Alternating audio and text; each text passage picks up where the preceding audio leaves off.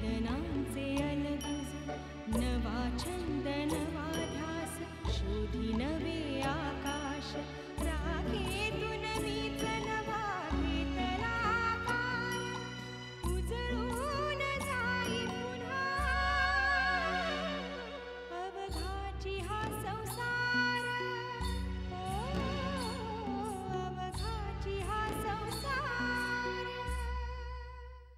तयार आहे तुला मूल द्यायला? अरे पैसे देऊनच मला जर मूल हवं असतं ना, तू कुठल्याही अनाथालयातून मूल दत्तक घेतलं असतं ना. तू फक्त बाबांना एवढंच सांग की जर माझा नवरा त्यांच्याकडे लोन मागायला आला तर त्यांना मदत करू नका. स्वतःचा नाही, निदान आपल्या होणाऱ्या बाळाचा तरी विचार कर. पॉवर ऑफ अटर्नी बनवून घे, सह्या करून देते त्यावर. आमच्या डोक्यावर हक्काचा छतच नाहीये, आमच्या मुलाबाळांचा तरी विचार करा. मैं भोसले से बात कर लूंगा. काय वाटेल ते झालं तरी मी तुमची शाळा वाचवेन आणि तुमचं घरही परत मिळवून देईन. शारदा, काल तुझ्या प्रोजेक्टच्या भूमिपूजनाचा कार्यक्रम खूपच मस्त झाला. केवढे छान अरेंजमेंट्स केले होते. अगं मी काहीच केलं नव्हतं, सगळी अरेंजमेंट त्या वरुण सुभेदारांनी केली होती. He is a thorough gentleman. हा, काल आम्ही पहिल्यांदाच भेटलो, पण तरी इतक्या आपुलकीने बोलत होते ते, आणि दिसण्यातही हँडसम वगैरे का. हो, आणि कर्तृत्वाने ही ग्रेटच आहेत. खरं तर त्यांच्या इतर प्रोजेक्टचा ग्राफ बघितला ना, तर हा प्रोजेक्ट त्यांच्यासमोर काहीच नाही. पण ते कितीही ग्रेट असले ना, तरी तुझ्या पुढे त्यांचं काहीच चालत नाही, कारण ते तुझे सॉलिड फॅन झाले. अगं कालही ते सतत तुझीच काळजी घेत होते आणि तुझ्याच विषयी बोलत होते. मीनाक्षी, काहीतरीच काय.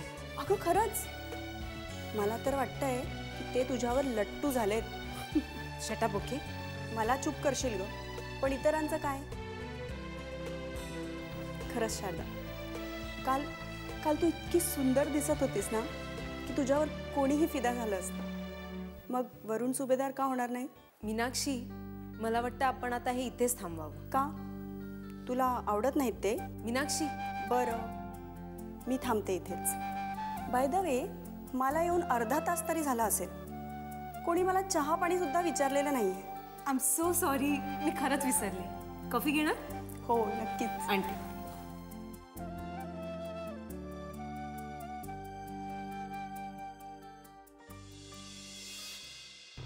हर्ष, प्रियांका अजूनही लॉकअपमध्येच आहे. तुझे प्रयत्न चालले आहेत ना? Of course Shardul, of course. मी माझ्या मित्राशी बोललोय, पण केस शेवटी राजाराम पांढऱ्यांची आहे. राजाराम पांढरे, त्यामुळे त्याच्यावर वर्ण प्रेशर आलंय. प्रकरण पार होम मिनिस्ट्रीपर्यंत पोहोचलंय.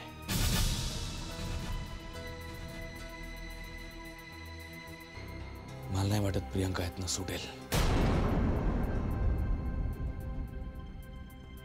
कोर्टात केस उभी राहणार एवढं नक्की. म्हणजे पुन्हा एकदा क्रिमिनल लॉयर शोधायचा. हर्ष, मी काय करू हर्ष? मला मला मला खरंच कळत नाहीये रे हर्ष. तू कशाला काळजी करतोय शार्दूल? मी माझ्या वकील मित्राशी बोललोय, तो तयार आहे ही केस घ्यायला. डोंट वरी. खरंच? थँक्स हर्ष, तू माझ्यासाठी इतकं सगळं करतोस आणि मी मात्र तुझ्यासाठी काहीच करू शकलो नाही. हे बघ, आत्ता जरी मी तुला पैसे देऊ शकत नसतो ना, तरी ज्या क्षणी माझ्या नावावर इस्टेट होईल ना, त्या क्षणी तुला हवे तेवढे पैसे देईन हर्ष मी. हा माझा शब्द आहे. शार्दूल, मैत्रीमध्ये विश्वास महत्वाचा असतो. विश्वास, पैसा नाही. आणि आपला एकमेकांवरती खूप विश्वास आहे.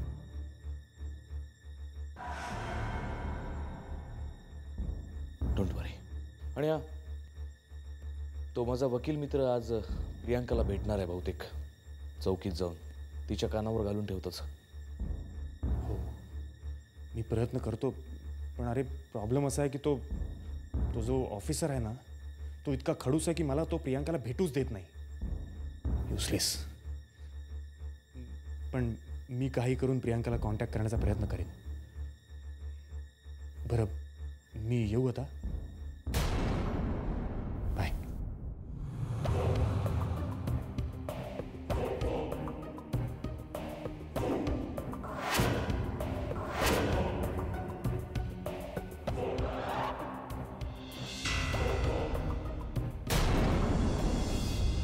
मी तुम्हाला म्हटलं होतं ना की या बाईची ओळख फार वरपर्यंत आहे.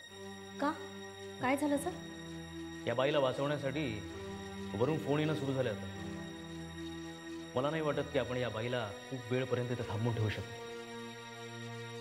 आज ना उद्या तिथून सुटून जाणार, पण त्याआधी आपल्याला या बाईकडून सगळं वधून घ्यावं लागणार.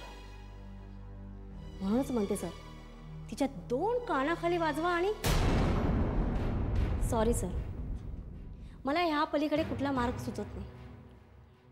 तुमच्याकडे आहे कुठला मार्ग? आहे, एक मार्ग आहे.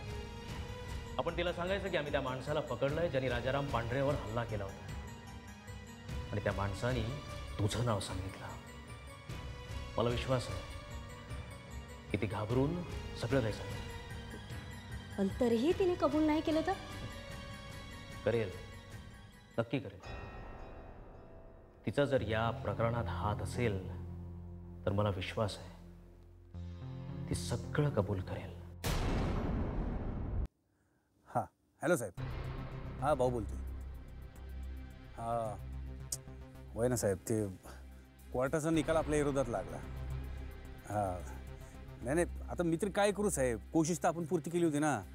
ते वकील ते शहाणा निघाला जरा. नाही नाही नाही, मी काय हारलेलो नाही हो साहेब, मी काय हारलेलो नाही. हे बघा, तुम्ही काळजी करू नका. ठरल्याप्रमाणे हा भाऊ त्या वकिलाच्या अख्ख्या फॅमिलीची वाट लावतो का नाही तुम्ही बघा. हा वय साहेब. हां, ठीक आहे. सचिन म्हात्रे, बघ तुझी फॅमिली आता कशी बरबाद करतो मी, बघ.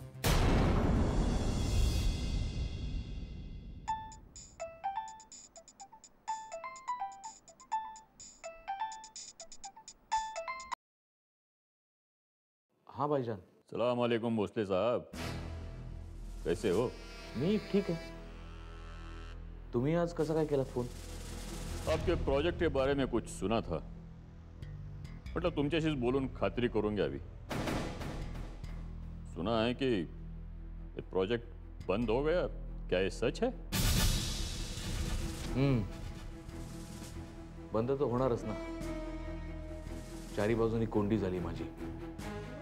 तर बँकवाल्यांनी माझ्या सासऱ्यांच्या शाळेवर जप्ती आणली, इन्कम टॅक्सवाल्यांनी माझ्या बँकेचं अकाउंट सील केलं, आणि तुमच्यासारख्या मित्रांनी माझ्याकडे पाठ फिरवली ऐनवेळी.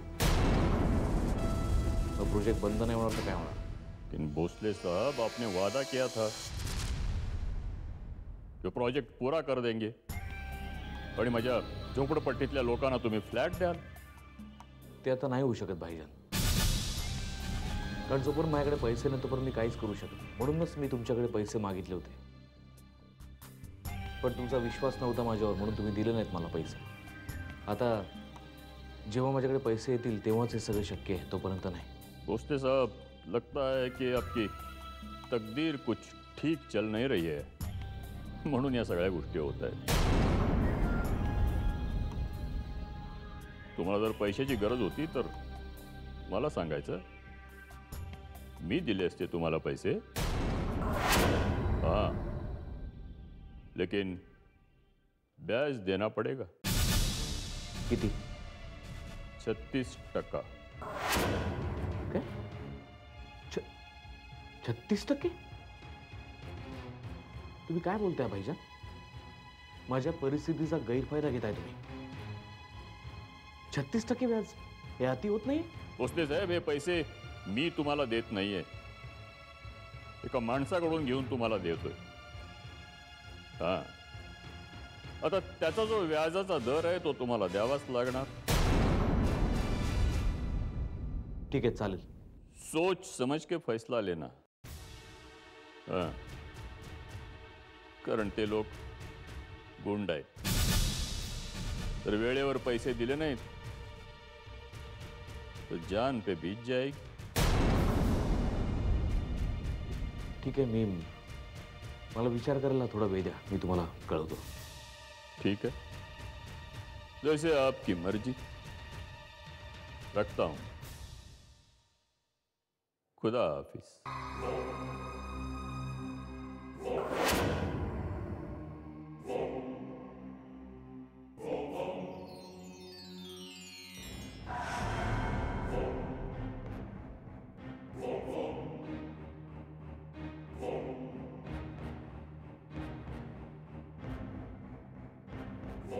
टक्के व्याज. एवढ्या व्याजाने लोन घेणं म्हणजे मूर्खपणा आहे. पण त्याशिवाय दुसरा पर्याय दिसतही नाहीये मला. शाळा वाचवायची असेल तर ताबडतोब पैशांची व्यवस्था व्हायला हवी. आणि एवढे पैसे इतक्या कमी वेळात जमवणं जवळजवळ अशक्य आहे. पण म्हणून 36% व्याजाने लोन घेऊन स्वतःवरती कर्जाचा डोंगर उभा करायचा. जेव्हा ते लोन फेडण्याची वेळ येईल तेव्हा कुठून आणायचे पैसे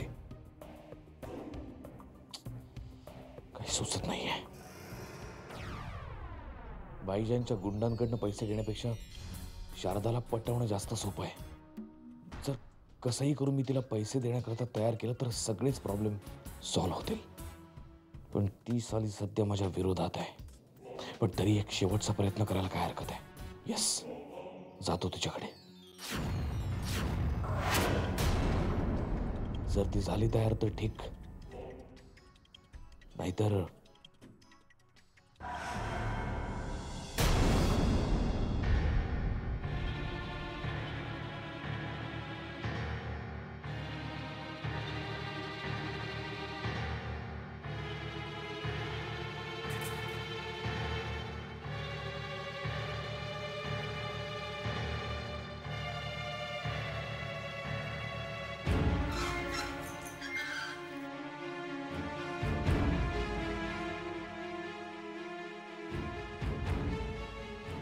काय ठरवलंयस तू?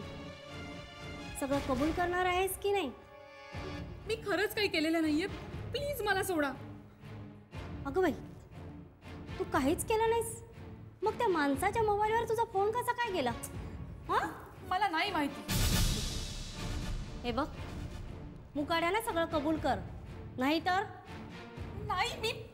मी खरंच काही केलेलं नाहीये. मी काही सांगणार नाही. ए, ओरडतेस?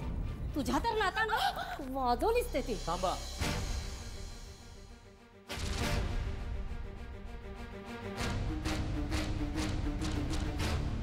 आता हिला काहीही विचारायची गरज नाही, कारण आपल्या हाती सगळे पुरावे लागलेत.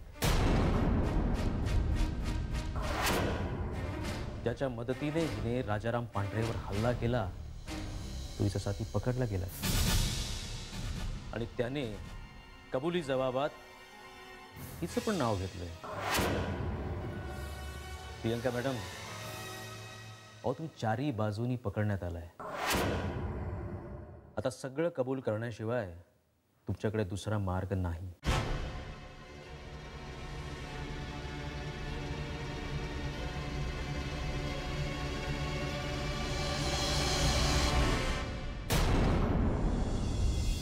हो, तुम्ही राजाराम काकांना भेटायला गेला होतात ना?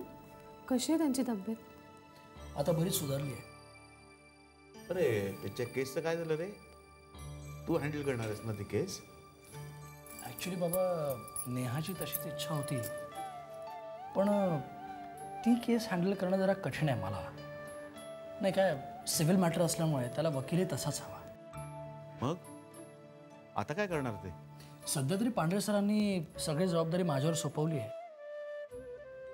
आपण काही दिवसांसाठी. म्हणजे मी आता कोर्टात ॲप्लिकेशन करणार की ह्या केसच्या पूर्वतयारीसाठी आम्हाला काही दिवसांची मुदत देण्यात यावी,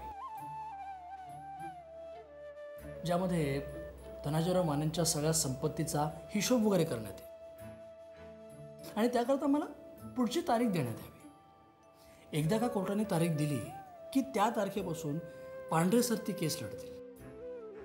म्हणजे काय, त्यांच्या प्रकृतीत सुधारणा होण्यासाठी थोडासा वेळ मिळेल. थोडक्यात काय, पांढरे सरांनी कोर्टाकडून एक्सटेन्शन घेण्याची जबाबदारी माझ्यावर सोपवली आणि ते मी निश्चित पार पडेल. काय हो? नेहा ही केस जिंकेल ना? ते आत्ताच सांगता येणार नाही. काय की मी असं ऐकलंय की शार्दूलचे वकील पण खूप हुशार आणि जाणकार आहेत. त्यामुळे न्यायाचं पारडं नेमकं कोणाच्या बाजूने झुकतंय हे आत्ता सांगता येणं कठीण आहे. पण ते तर सत्याच्याच बाजूने झुकतं ना. आणि सत्य हेच आहे की नेहानेच शार्दूलचा सांभाळ केलाय. ती त्याची बायको आहे आणि धनाजी काकांचं ते मृत्यूपत्रही खरंच आहे. हेच सत्य आहे ना. हो संयुक्ता, पण आपल्या नजरेत सत्य असलं तरी ते कोर्टात सिद्ध व्हायला हवं ना. आणि कोर्टात तेच सत्य मानलं जातं, ते सिद्ध होतं. म्हणजे जर कोणी खोट्याचं खरं करून कोर्टात सिद्ध केलं तर तेच सत्य मानलं जातं. असंच होतं. अर्थात इतकं काळजी करण्यासारखं काही नाही आहे, कारण नंतर पांढरे सरच हे केस हँडल करणार आहेत. आणि त्यांच्याकरता हे केस फार काही कठीण नाही आहे. ते सगळं नीट करते.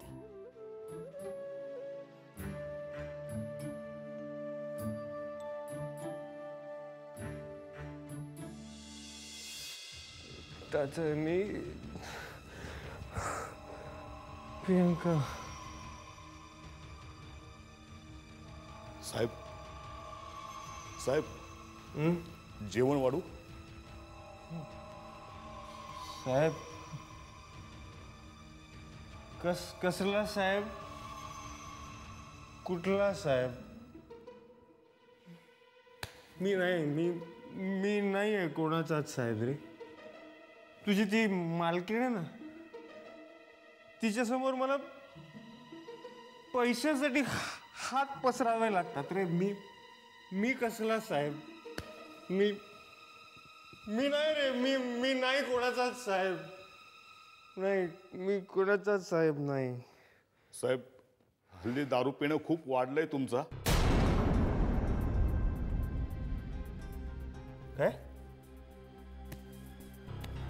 काय बोललास तू?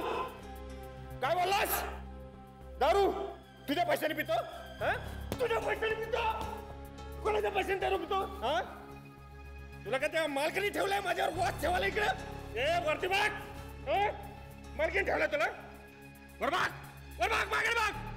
तुझा पण मालक मीच आहे आणि तिचा पण मालक मीच आहे. कळलं जाऊ सांग तिला.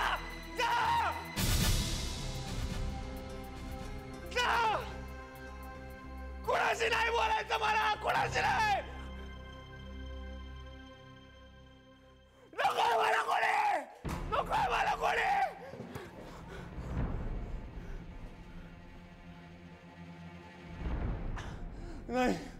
नाही बोलायचं मला. नाही बोलायचं.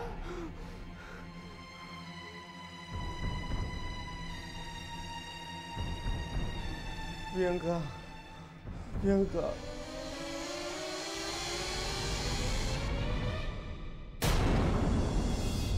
थांबली असतीस ना थोड्या वेळ? अगं असं काय करतेस? सकाळपासून गप्पा मारतोय आपण आणि आता रात्र झाली. आता तरी जाऊ दे, नाहीतर माझ्या नवऱ्याचा BP वाढेल. बायको अजून घरी कशी परतली नाही म्हणून. बरं बाबा जा. ते पण उद्या येशील ना? नक्की नाही सांगत, पण प्रयत्न करेन. पण शारदा, मी जे सांगितलंय त्याच्याबद्दल विचार कर. कशाबद्दल बोलतेस तू? उगाच वेड पांघरू नको. हां, तुला चांगलंच ठाऊके मी कोणाबद्दल बोलतेय. वरुण सुभेदार? हो. हे बघ शारदा, आज नाही तर उद्या तुला कोणा ना कोणाच्या आधाराची गरज भासणारच आहे. आणि हा माणूस मला तसा बरा वाटतोय ग. अगं पण तू समजते तसं काही नाही आम्हा दोघात. आम्ही फक्त चांगले मित्र आहोत. ओके ठीक आहे. मी कुठे म्हणते की आजच त्याच्याशी लग्न कर. फक्त विचार करून ठेव, एवढंच सांगते ना. पण मीनाक्षी, मला त्यांच्याविषयी तसं काहीही वाटत नाही. पण त्यांना वाटत असेल तर?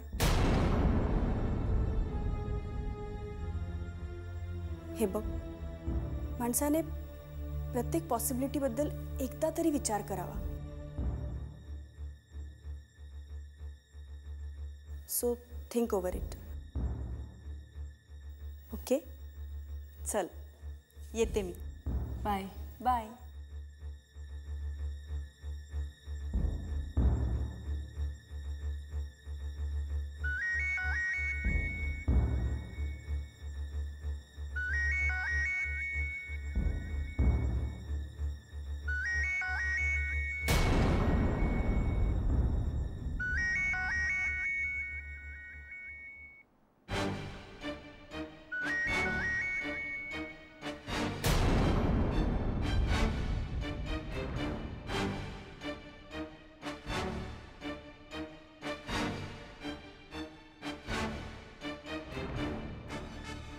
फोन का उचलत नाहीये ही.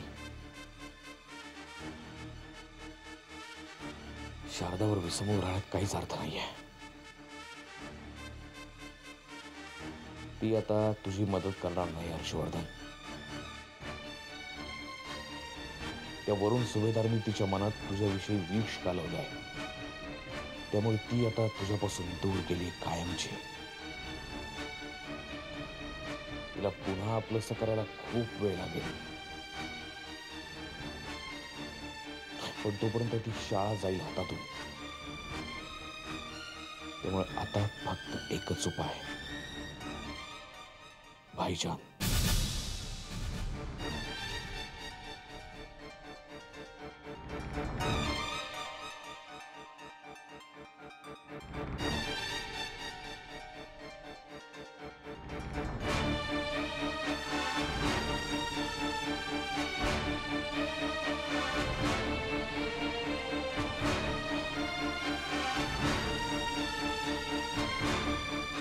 हॅलो भाईजान,